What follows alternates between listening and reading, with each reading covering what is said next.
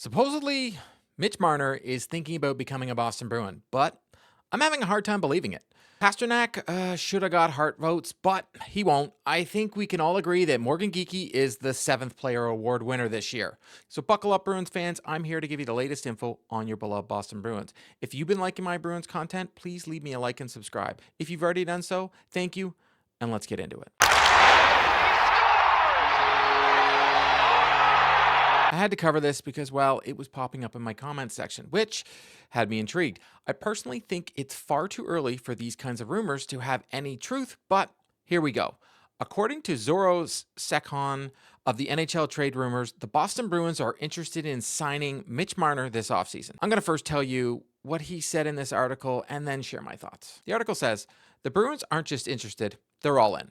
We're talking a potential $14 million AAV mega deal to steal Marner from Toronto. This isn't just about adding talent, it's about sending a thunderous message. The Bruins are back and they're coming for the cup. And if Marner slips away, plan B is just as explosive. Brock Besser, Nicholas Ehlers, or even a reunion with Brad Marchand, if cap gods allow. One way or another, Boston is hunting for a game changer. That was a lot. Yeah. This article makes a couple more assumptions, like the Bruins are in win now mode and the Bruins are not interested in the slowly grooming prospects. I say they're assumptions because none of what I just said could be proven to be true. And I think that's the point of the article. Sure, the Bruins ownership has never been known to want to do a rebuild, and Sweeney has continued to use the word retool and not rebuild. The article points out the Bruins cap space next season will be $27.1 million. But they still need to re-sign Geekie. I doubt Geekie is going to break the bank, and after his great season this year, can easily command somewhere in the $4 to $5 million per year range. And the reason I say that is because he would be taking a huge jump. Yes, he got 30 goals, but still, my guess, the Bruins, the way the Bruins are, it's probably going to be in that 5 times 3 is what they're looking at. I'm sure as the Bruins do, they will start at $3.5 million per year, but most likely land in $4 to $5 million range on a 3 to 4 year deal. That leaves a ton of cap space, which is where the author got his idea from.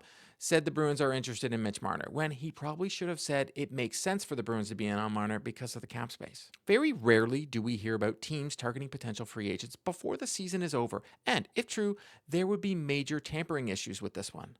Marner doesn't want to negotiate during the season, which he's made clear to the media here in Toronto, so I truly doubt any of this is true, and it's just more wishful thinking. I want to play devil's advocate, though. It would make sense for the Bruins to pursue him this offseason because they do have a ton of cap space. He doesn't play center, but he's a heck of a hockey player, and they don't become available too often. There's always knocks on Marner for his playoff performances, but there was one year he was great in the playoffs, and for a guy that pretty much gets 100 points every year, please stop acting like he's terrible. The Leafs have $27 million in cap space themselves, but have to sign a lot more players than the Bruins do, but could easily fit Marner in their cap.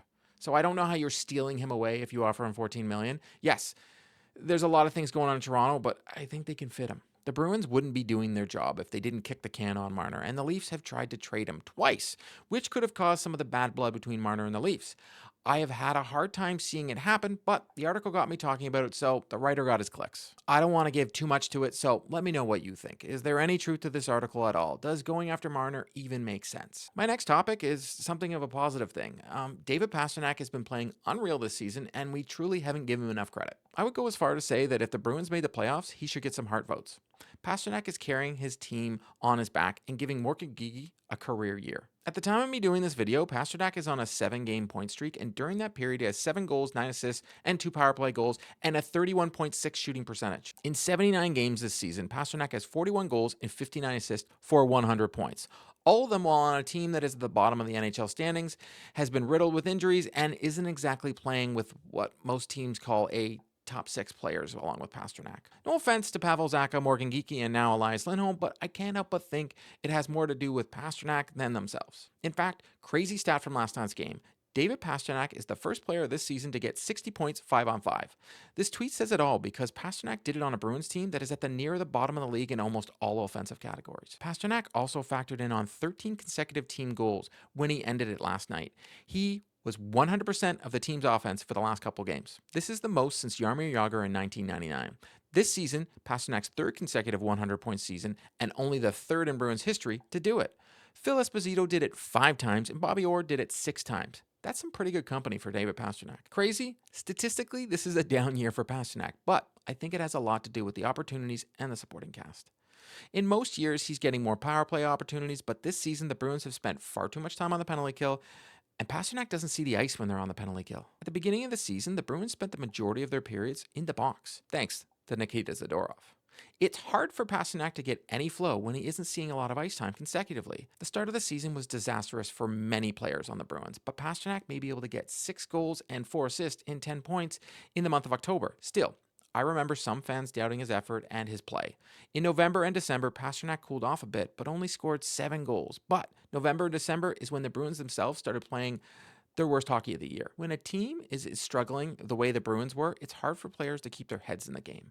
I know they're professional athletes, but they're still human. Besides November and December, he continued to lead the Bruins in every offensive category, but sometimes he was the only one putting the puck in the net for most nights, besides Geekie. This is one of the nice things about this season. Pastrnak found chemistry with line-mate Morgan Geekie, who struggled at the start of the season to find his game. Pastrnak has stepped up into that leader role, and if the Bruins can surround him with some good players next season, the Bruins should be fine, as long as he's still around. I don't think he's going anywhere. He can't do it all on his own, but we've seen guys like Elias Lindholm finally start playing well, so maybe this is the sign of things to come for next season. Well, at least it will be entertaining, I guess. Let me know what you think of Pasternak's play this season. I touched on the play of Morgan Geekie earlier, but I think he's all but a lock for the 7th Player Award. Last year's winner was Trent Frederick, and he's no longer with the team. But this award is voted by the fans, and I can't think of any player on the Bruins roster more deserving than Morgan Geekie. As I mentioned before, his season didn't start out too well, and there was a lot of expectations put on him.